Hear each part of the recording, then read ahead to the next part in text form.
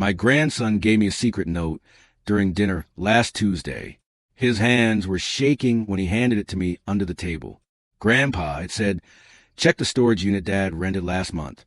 Unit 247. The password is Mom's birthday backwards. You need to see what's inside before Friday. I looked up at him, but he wouldn't look at me. He just stared at his plate while his stepmother Caroline kept talking about her shopping trip. That's when I knew something was very, very wrong. Let me go back to the beginning. My name is Richard, and I'm 67 years old. I live in a quiet neighborhood in Winnipeg, Manitoba. 3 years ago, my wife Patricia died from cancer. It made our whole family very sad, especially our son Thomas. He was 42 when he lost his mother, and it was really hard for him. We all felt terrible. Patricia was the person who held us together.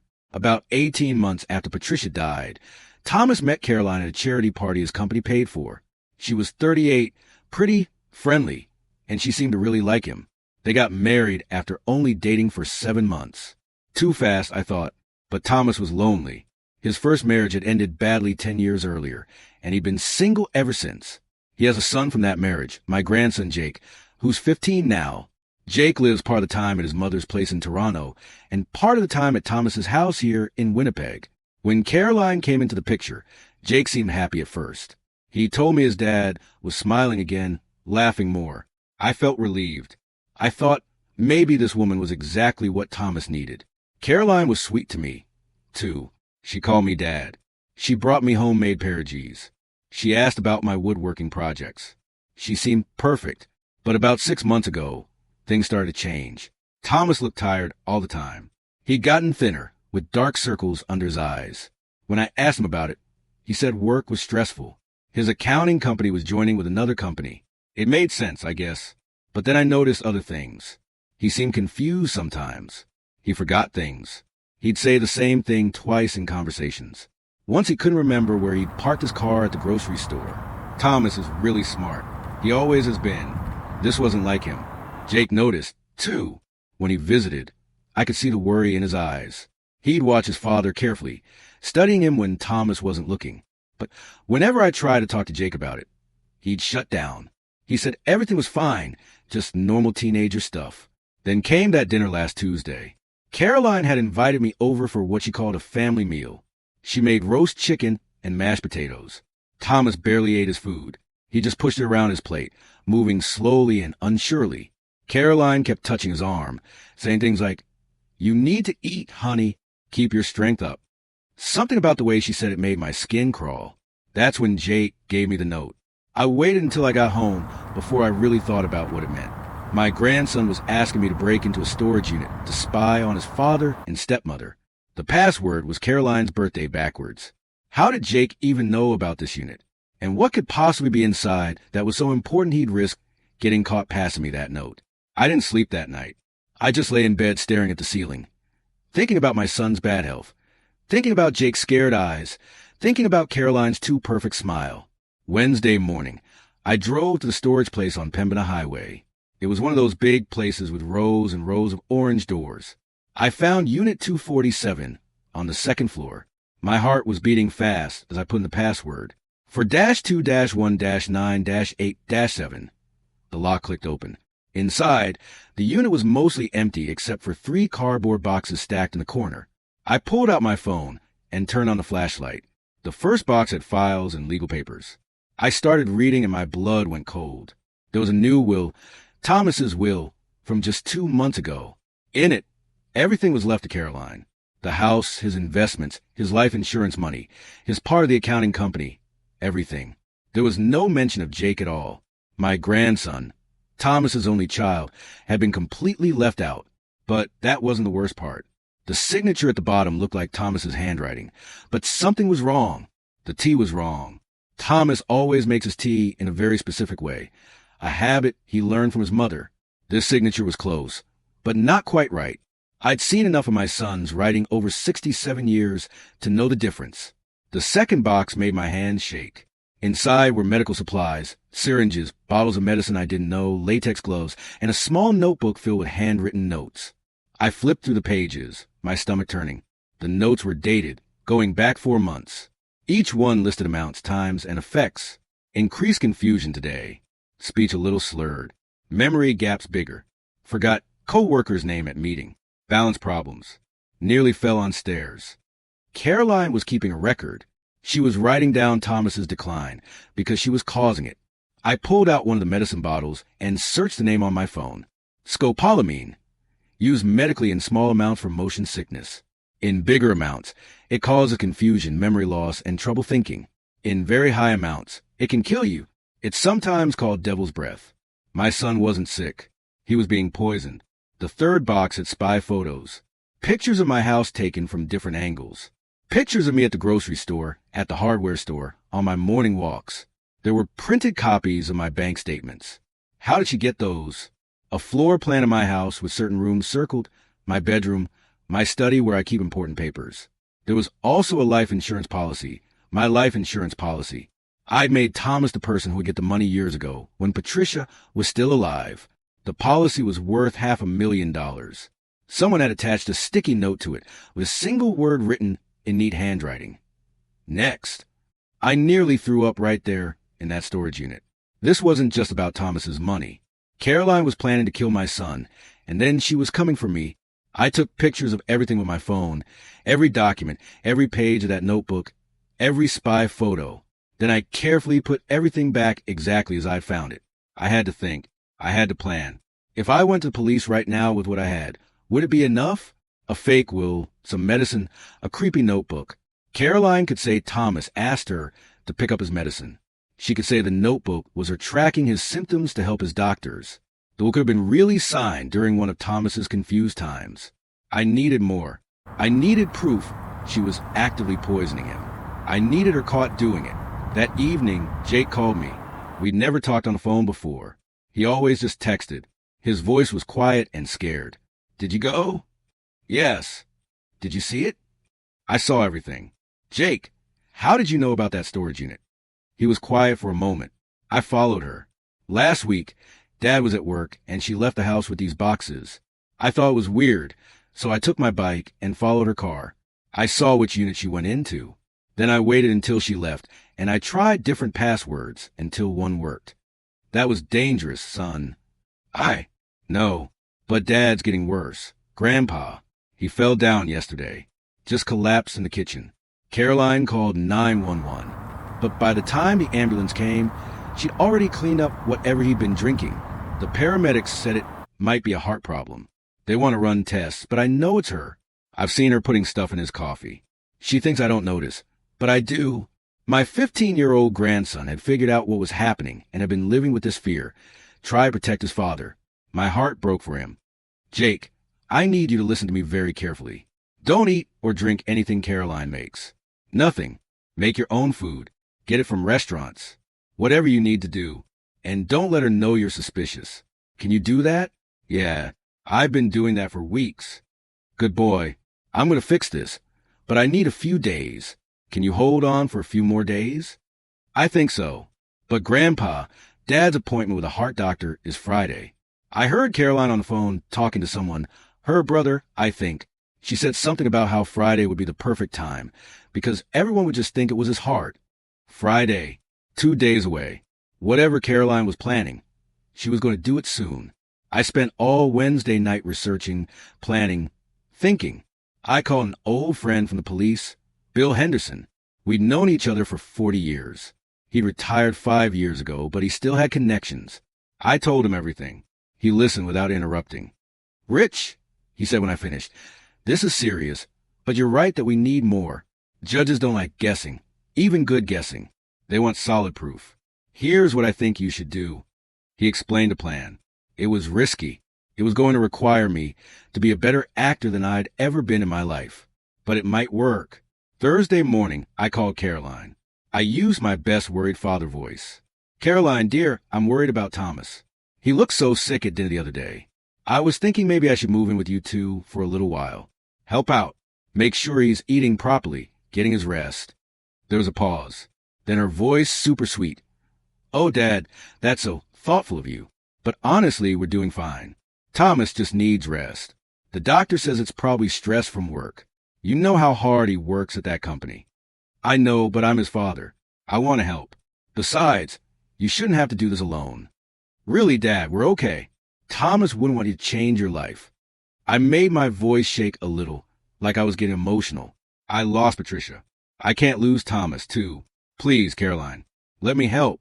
I'm all alone in that big house anyway. Another pause. I could almost hear her thinking, well, if it means that much to you, I suppose it would be all right, but just for a few days. We don't want to take up your time. No problem at all, dear. I'll pack a bag and come over this afternoon. When I arrived at Thomas and Caroline's house that afternoon, my son answered the door. He looked worse than he had on Tuesday. His skin looked grayish. His hands shook as he hugged me. Dad, what are you doing here? Your wife invited me. I thought I could help out while you're not feeling well. Caroline appeared behind him, all smiles. Come in, come in. I've set up the guest room for you. It'll be so nice having you here. I'd brought a bag with clothes, but hidden in the bottom were 3 small cameras Bill had given me. Tiny things, wireless, that turned on when they detected movement. That evening, while Caroline was making dinner and Thomas was resting upstairs, I put them in place. One in the kitchen, tucked behind the cookbook stand with a clear view of the counter and coffee maker. One in the dining room, hidden among the decorations. One in the upstairs hallway where I could see the bedroom doors. Jake knew I was there, but we'd agreed to pretend we weren't working together. When he came down for dinner, he just nodded at me. Hey, Grandpa. Hey, kiddo. How's school? Fine. Dinner was uncomfortable. Caroline had made spaghetti and meatballs. I watched carefully as she served everyone. Thomas's plate seemed to come from a different pot than mine and Jake's. When Thomas wasn't looking, I saw her sprinkle something extra on his pasta. Spice, she'd say if anyone asked. But I knew better. Thomas ate without really tasting his food. Jake picked at his meal. I made conversation, asked Caroline about her day, said nice things about her cooking, and played the grateful, clueless father-in-law. After dinner, Thomas went upstairs to lie down. Caroline told Jake to do his homework. Once we were alone, she made me tea. I watched her like a hawk. She didn't add anything to mine. She just smiled and chatted about how nice it was to have family around. Thomas is so lucky to have you, she said, sitting across from me at the kitchen table. Not every son has a father who cares so much. He's my boy, my only child. After Patricia died, he's all I have left. I paused, letting emotion come into my voice. Well, Thomas and Jake, of course. Of course, Caroline repeated, but something flickered in her eyes. Jake's a good kid, smart, takes after his father. Yes, he does. She sipped her tea. You know, Dad, I've been thinking, when Thomas gets your money someday, far in the future, obviously, have you made sure all your paperwork is organized? I'd hate for there to be any confusion or legal problems. It can be so stressful for families. There it was, not even hiding it. She was already thinking about my money. Oh, everything's organized. I updated my will just last year with my lawyer, Margaret Chun. She's very careful. Everything goes to Thomas. And if anything happens to him, all goes to Jake. Family first, you know? Caroline's smile got tighter, just a tiny bit. Very smart. That night, I lay in the guest room with my laptop, watching the camera videos on the software Bill had set up for me. At 11:47 p.m., Caroline came out of the bedroom. She was wearing a robe, moving quietly down the hallway. I held my breath as she went down the stairs. The kitchen camera picked her up. She went straight to a cabinet above the refrigerator, the one where they kept things they rarely used. She pulled out a small bottle and a syringe. Then she prepared tomorrow's coffee, Thomas's special blend that he drank every morning. She added the liquid from the bottle to the coffee grounds, measuring carefully. When she was done, she put everything away and went back upstairs. I had it, video proof of her messing with Thomas's coffee. Bill had warned me not to confront her. Not yet. We needed to catch her with the actual drugs, needed to document everything properly for the police. Friday morning, the police would be here with permission to search. Bill had already started the process with his old co-workers, shown them my photos from the storage unit. They were taking this seriously. But I couldn't let Thomas drink that coffee. At 6 a.m. Friday morning, I got up before anyone else went downstairs and quietly dumped an entire container of coffee grounds down the garbage disposal. I replaced it with a fresh container from the pantry. When Caroline came down at 6:30, I was sitting at the kitchen table reading the newspaper like I'd been there for hours. Morning, Dad. You're up early. Old habits. I never could sleep past 6 o'clock. I smiled at her. I made a fresh pot of coffee. That blend Thomas likes was empty, so I opened a new one. Hope that's okay. Her face froze for just a second. Then the smile came back. Oh, that's fine. Thank you. Thomas came down at 7 o'clock, looking worse than ever. He'd thrown up during the night, he said. Felt dizzy. Caroline immediately went into caring wife mode, feeling his forehead, telling him he should skip work. Maybe you should go to the hospital, I said. Have them run those tests. His appointment is this afternoon, Caroline said quickly. The specialist can see him at 2 p.m. We should just wait for that. I really think we should go now. I pushed. Thomas, you look terrible, son. I'm okay, Dad. But his words were slurred. Whatever she'd been giving him, it was already in his body from yesterday. Just need rest. Jake came down for breakfast, his backpack ready for school. He looked at his father with clear worry. I don't want to go to school, Jake said suddenly. I want to stay with Dad. You need to go to school, Caroline said firmly. Your father will be fine. I'll drive him, I offered. You look tired, Caroline. Why don't you stay home and rest? I'll make sure Thomas gets to his appointment.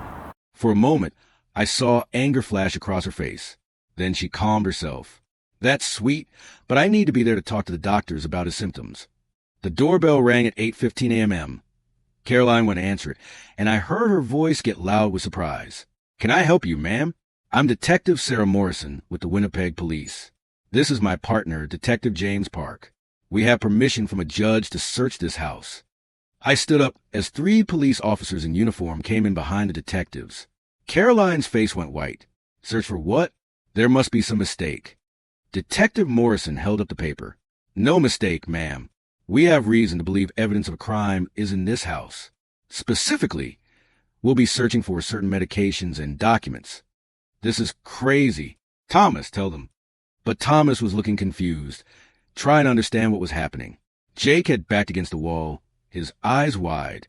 Actually, officers, I said, standing up, I have some information that might help. I pulled out my phone and held it out to Detective Morrison. Video from last night, the kitchen camera. Caroline spun to face me. You've been spying on us in our own home? I've been protecting my son, which is more than you've been doing. They found everything. The bottle of scopolamine hidden in the cabinet, the syringes wrapped in a towel in the bedroom, Caroline's notebook, which she brought home from the storage unit. They found the poisoned coffee grounds in the garbage disposal. And when they got to the storage unit itself, they found all 3 boxes exactly as I photographed them. Caroline started talking once she realized how much proof they had, not confessing exactly, but tried to explain. She said Thomas was mentally unstable, that she was just trying to help him. She said the will was real, that he wanted to provide for her. She said the medicine was prescribed by a doctor, though she couldn't say which doctor. None of it made sense. The science team found her fingerprints on the fake will, found her brother's fingerprints, too. They arrested him the same day. Turns out he had a criminal record, fraud, forgery. He'd served 2 years in prison. Caroline had a history, too, once they started looking. 2 previous marriages. Both husbands had died. One from a heart attack, one from an accidental drug overdose. Neither death had been investigated carefully at the time. Thomas was rushed to the hospital. The doctors confirmed scopolamine poisoning. They said if it had continued much longer, it could have caused permanent brain damage or death. They gave him medicine to detox. It took 3 weeks before he was clear-headed enough to really understand what had happened. Jake stayed with me during that time. We turned my spare bedroom into his room, put up posters of his favorite bands, got him a better desk for homework. He was quiet those first few days, thinking about everything. Then one night at dinner, he just broke down crying. I should have said something sooner, he sobbed. I knew something was wrong, but I didn't know how to prove it. I was scared no one would believe me. I thought maybe I was imagining things. I held my grandson while he cried. You saved your father's life, Jake. You were smart and brave. You found that storage unit. You gave me the information I needed. Don't ever think you didn't do enough. Thomas made a full recovery. Physically, at least. Emotionally, it took longer. The betrayal hurt deeply. He loved Caroline, trusted her completely. Finding out she'd been slowly killing him for money was devastating. He went to therapy. We all did, actually. Family therapy, individual therapy. We needed it. The trial was 8 months later. Caroline was charged with attempted murder, fraud, forgery, and many other crimes. Her brother was charged as someone who helped. The proof was overwhelming. My video, the medical records, the fake documents, the notebook showing her poisoning schedule. The lawyers even dug up her previous husbands and found evidence of poisoning in both cases. Caroline was sentenced to 25 years to life in prison. Her brother got 15 years.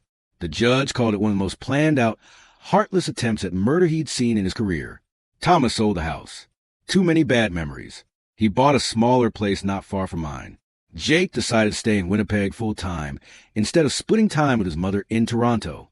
He's 17 now, doing great in school, planning to study criminal justice in college. He says he wants to help people like his father, people who don't see the danger until it's too late. As for me, I learned some important lessons. First, trust your gut feelings. I knew something was wrong with Thomas, even when I couldn't say exactly what. I should have acted on that feeling sooner. Second, listen to the young people in your life. Jake saw what was happening before any of you as adults did. His view was super valuable. Third, family doesn't always mean blood relatives, and blood relatives aren't always family. Caroline was legally family, but she was a predator. The family that matters is the one that shows up, that protects, that loves no matter what. I also learned that evil often wears a friendly mask. Caroline seemed perfect. She said all the right things, did all the right things. She fooled everyone, including me, for months. But there were signs, small weird things, if I'd been paying closer attention. The way she kept Thomas away from friends. How she didn't want him to see doctors for his symptoms until she could control what they heard. The way she pushed me to update my estate planning. Looking back, I can see how she was manipulating us. But in the moment, when someone is friendly and kind and calls you dad, you want to believe the best. That's what predators count on. They count on our good nature, our desire to trust, our reluctance to believe the worst about people. I think about the men Caroline killed before she got to Thomas. They probably had families who missed them, who cried for them, who never knew the truth. Their deaths were called natural causes or accidents. If Jake hadn't been watching, if he hadn't been brave enough to investigate and then trust me with what he found, Thomas would have been another victim. And then I would have been next. And eventually, probably Jake, too. Caroline wanted it all, and she was willing to kill everyone in her way to get it. Now, whenever I tell this story, people ask me what they should watch for. How can you tell when someone is dangerous? The truth is, you can't always tell. But there are warning signs. Moving too fast in relationships. Keeping their partner away from friends and family. Showing too much interest in money and inheritance. Lies or inconsistencies in their background or stories. Being charming in public, but different in private. Most importantly, pay attention when someone vulnerable, like a child, tries to tell you something is wrong. Jake tried to tell me in his own way. He couldn't come right out and say, my stepmother is poisoning my father because he was a kid, and that sounded crazy even in his own head. But he found a way to point me in the right direction. Children often see what adults miss because they're not as invested in being polite. They call things as they see them. These days, Thomas and Jake and I have dinner together every Sunday. We cook together, share stories, laugh about the good memories with Patricia. We rebuild our family stronger than before because we survived something terrible together. We know what we almost lost. We don't take each other for granted anymore. Jake graduates high school next year. Thomas is dating again, though he's taking it very slow. I keep working on my woodworking projects in the garage. Life is ordinary, quiet, normal. And after everything we went through, ordinary feels like a blessing.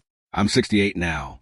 Some people might think I'm too old to play detective, to have set up cameras and gathered proof and help catch a killer. But age doesn't make you helpless. It makes you experienced. I've lived long enough to know when something doesn't feel right. Long enough to trust that feeling. Long enough to know that sometimes the people who need protecting most won't directly ask for help. You have to be watching. You have to be willing to act. If Patricia were here, she'd say I did the right thing. She'd be proud of Jake for his courage.